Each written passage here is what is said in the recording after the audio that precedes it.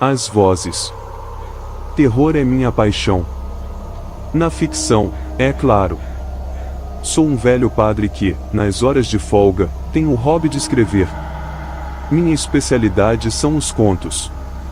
Também escrevo algumas crônicas, mas as histórias de mistério, suspense e horror fazem parte de minha vida desde que me conheço por gente, como dizem por aí. Estranho ou não? Um padre criando contos de horror. Passo grande parte do dia aqui na igreja da paróquia, assistindo ao povo e ansiando pela chegada da noite, momento em que sento ao computador e deixo a imaginação criar asas. Gosto de brincar com as figuras de linguagem, e imagino se a catarse pretendida acontecerá em meus leitores. Mantenho uma página na internet, na qual posto meus textos, e posso dizer que sou um autor bastante lido, embora não me considere profissional. Recebo comentários, na maioria das vezes positivos, e essa interação me motiva a escrever mais e mais. É claro que recebo críticas, afinal um padre contando histórias de fantasmas causa estranhamento. Às vezes, para não dizer toda noite, vou dormir bem tarde, pois perco a noção do tempo enquanto o som do meu teclado toma conta da pequena sala na qual me encerro. Por mais interação com meu público leitor, tive a ideia de criar um concurso em meu site. Dentro do prazo de uma semana receberia, por e-mail, enredos de um conto de terror. A melhor ideia, por mim selecionada, se transformaria em uma história e, obviamente, teria na assinatura a coautoria. Postei a ideia no site. Estava empolgado com o projeto. Nos primeiros 3 dias já havia recebido vários e-mails com sugestões. A grande maioria, tramas sem originalidade, amontoados de clichês e cópias de coisas que já existiam. Casas com fantasmas e exorcismos estavam entre os temas mais citados. Mas havia alguns enredos que poderiam ser aproveitados. De qualquer forma, ainda tinha mais 4 dias para receber outras sugestões. No 4º dia, à noite, verifiquei decepcionado que, em minha caixa de entrada, só havia uma nova mensagem. Era um endereço de e-mail com caracteres aleatórios, letras e números, que não formavam sequer um nome que pudesse identificar quem o teria enviado. Quando abri a mensagem, não havia um olá, não havia nenhuma apresentação pessoal. Apenas um parágrafo que parecia ser, à primeira vista, um conto de horror. Ora, e fui bem claro em minha postagem. Eu queria o enredo, a trama, e eu emprestaria minhas mãos, minha habilidade, para transformá-lo em uma história. Tal pessoa não teria entendido a proposta e enviou-me o início de um conto. Talvez tenha entendido que faria o primeiro parágrafo e eu o terminaria? Fechei o notebook e aproveitei para dormir mais cedo, pensando nas sugestões que tinha até então. 5º dia à noite. Era uma sexta-feira. Havia mais mensagens, pelo menos umas 5. Voltei a ficar empolgado com o projeto, mesmo porque as ideias anteriores estavam um pouco desinteressantes. Eu precisava de algo realmente original, algo que, com a minha habilidade com palavras, se tornasse uma grande história. Entre os e-mails recebidos naquele dia, reconheci o mesmo endereço do dia anterior. Além de não entender a ideia do concurso, não leu a regra que dizia ser possível apenas uma participação por pessoa, pensei. Mesmo assim, cliquei e abri a mensagem. Novamente, nenhum boa noite ou coisa parecida. Sem nomes. Somente um parágrafo que reconheci não ser o mesmo do dia anterior. Lendo as primeiras palavras, percebo não ser início de um texto. Aquilo me deixou cismado e resolvi olhar a mensagem anterior que havia ignorado. Minhas suspeitas se confirmaram. O primeiro e-mail continha a introdução de um texto e, no segundo, a continuidade do mesmo. Então alguém queria me mandar um conto inteiro. Mas por que fazia-o de forma fracionada? Instigado, esqueci os outros e-mails e iniciei a leitura. O texto em si era muito bem escrito. Aliás, eu diria ser impecável. Como hábito, procurei por erros de ortografia, concordância, digitação, mas, se algo assim havia, não fui capaz de perceber. Quem escrevia aquele conto entendia das coisas. Passei a me concentrar no mais importante, a trama. Narrado em primeira pessoa, chamava-se As Vozes e tinha um eu lírico feminino. Melissa era o nome da protagonista. Dizia ser uma garota de 16 anos. Excluída do círculo de amigos, na escola, por uma particularidade, ouvia vozes. Demorou um tempo para procurar a ajuda dos pais, pois temia que a considerassem louca. É claro que os pais a levaram a psicólogos e psiquiatras, mas nenhum diagnóstico foi conclusivo. Testes, muitos deles, descartaram ser esquizofrênica. Logo a notícia de que teria transtornos psiquiátricos se espalhou e, na escola e em sua rua, passou a ser vista como uma aberração. Hostilizada por uns, alvo de deboche de outros, ia seguindo um dia a dia de humilhações. As vozes que ouvia se intensificavam e davam estranhas orientações a ela. Caramba! Exclamei assim que acabei de ler as 2 partes que ela já havia enviado. Podia não ser lá muito original, mas o autor escrevia bem e a trama se tornava interessante. Eu, antes de ser um escritor, era um leitor. E posso dizer que já havia sido fisgado, como costumamos dizer. Queria receber as outras partes, mas antes tive o cuidado de fazer uma busca na internet. Copiei alguns trechos da história e colei no Google. Aquela história já poderia estar publicada em algum site. A pessoa que me mandava poderia já ter feito isso ou, quem sabe, nem fosse a autora do texto. Nenhum resultado obtido. No máximo algumas palavras soltas. Aquele texto não estava ainda na internet. Isso me deixou mais intrigado. Conforme imaginara, recebi, no dia seguinte, outra parte do texto. 3 parágrafos. Seria a conclusão? O fim da história? Contos são, geralmente, textos curtos. Nenhum boa noite, nenhum nome. Somente o texto. As vozes torturavam Melissa. No início eram obscenidades às quais uma adolescente não deveria estar habituada. Depois passaram a ditar ordens. Além das ordens, ameaças de que, caso ela não as cumprisse, seus pais seriam, de alguma maneira, punidos. Como forma de testá-la, as vozes sussurraram em seu ouvido que ela deveria encontrar um animal, aquele que lhe fosse mais fácil, e decapitasse o pobre. Deveria fazer isso com uma faca, machado, enfim, com qualquer ferramenta que desse conta do recado. Ou isso, ou seria sua mãe a perder a cabeça. É claro que isso a deixou em pânico. Alguém ameaçava matar sua querida mãe. E havia uma ironia cruel nessa tarefa. Melissa sempre fora simpatizante da causa animal. Daquelas pessoas que não pisariam em uma formiga. Ela não sabia de onde vinham as vozes que sussurravam em seus ouvidos, mas elas brincavam de maneira sádica e cruel com a perturbada garota. O texto prosseguia com a detalhada descrição da tarefa sendo cumprida por Melissa.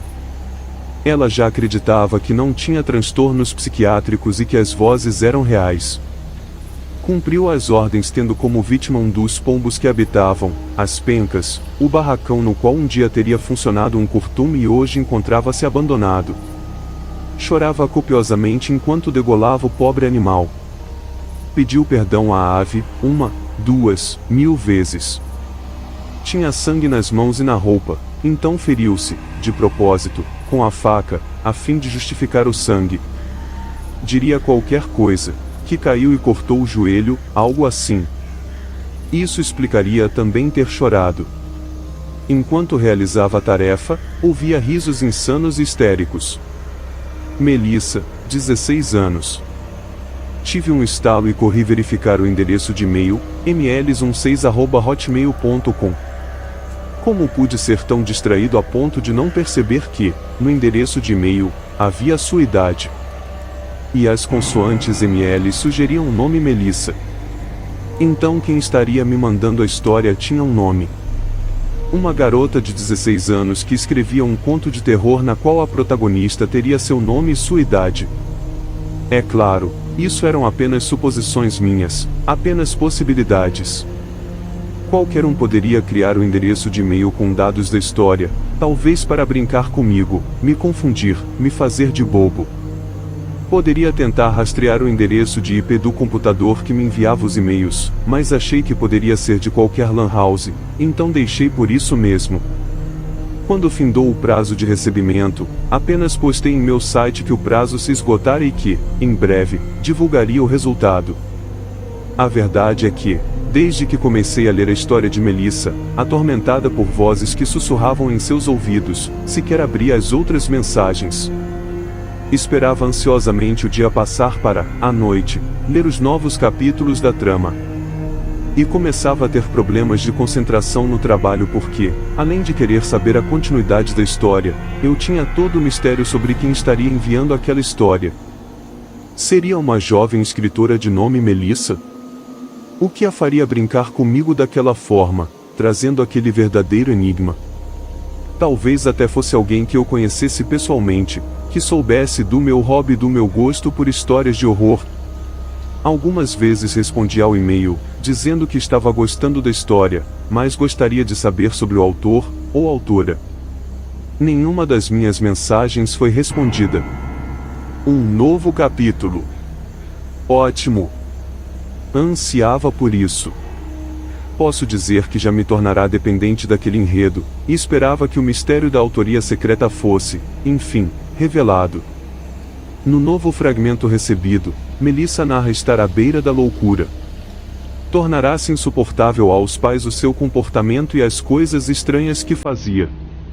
A mãe, de formação religiosa e bastante supersticiosa, já pedia ao marido que procurassem um padre para exorcizá-la. Havia uma semana não comparecia à escola, e passava boa parte do tempo trancada no quarto. O relato de Melissa me deixava extremamente angustiado. Nunca fora de sequer lembrar de sonhos, mas passava a ter pesadelos e lembrava deles com incríveis detalhes. Em um deles, chegamos a conversar. Ela repetia, insistentemente, não ser louca, e dizia ter medo de ser internada em algum sanatório. Aquelas palavras me marcaram e tive um grande susto quando, no dia seguinte, lendo os novos capítulos recebidos, deparei-me exatamente com as frases que ela me dissera em sonho. Aquilo causou um forte impacto em mim. E como poderia ser diferente?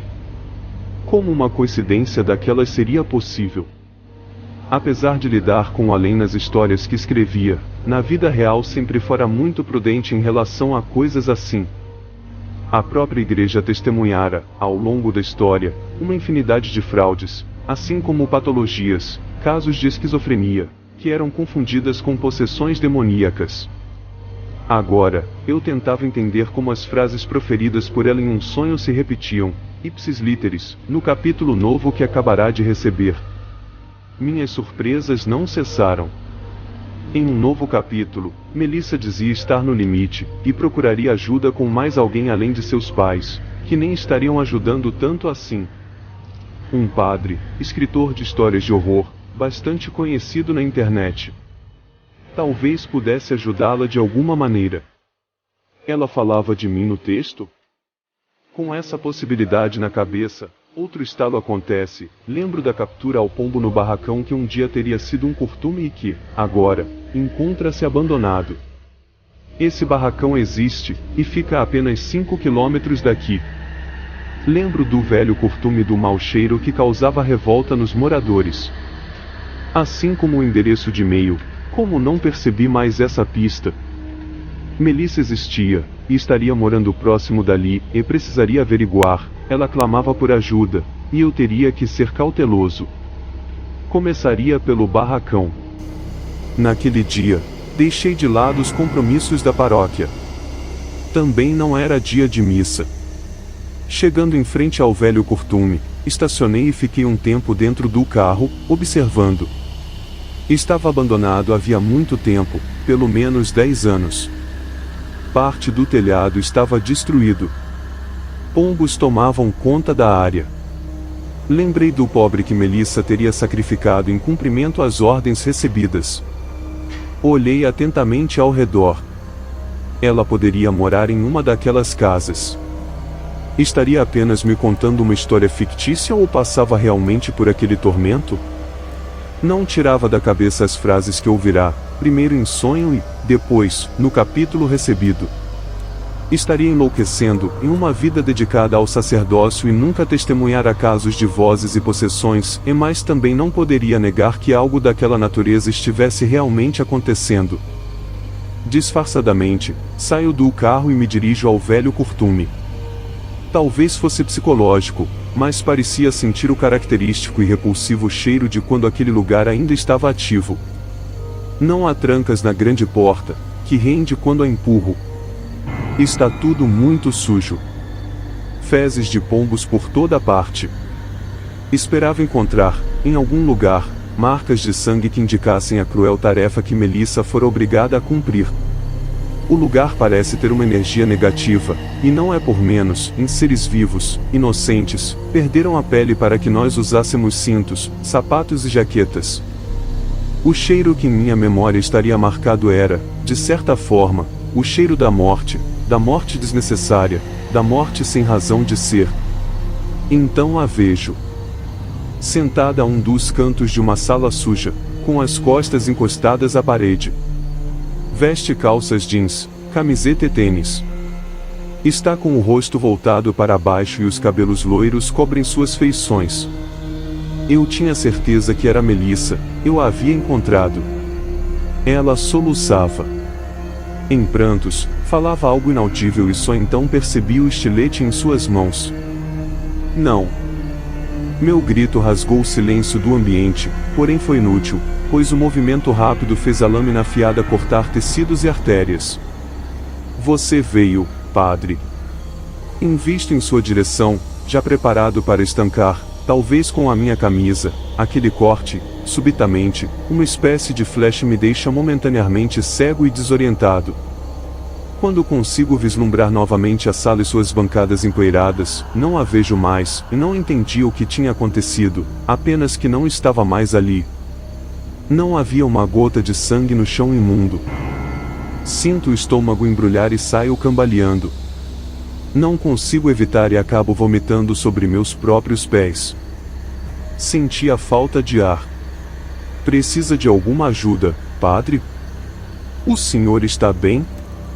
De joelhos e limpando a boca com a manga do casaco, olho na direção da voz e vejo um menino, 14 ou 15 anos, que demonstra preocupação com minha condição. Não, é agora que vomitei vou melhorar, e obrigado, rapaz. É o cheiro da morte, padre, e esse cheiro impregnou o lugar e nunca vai sair daqui.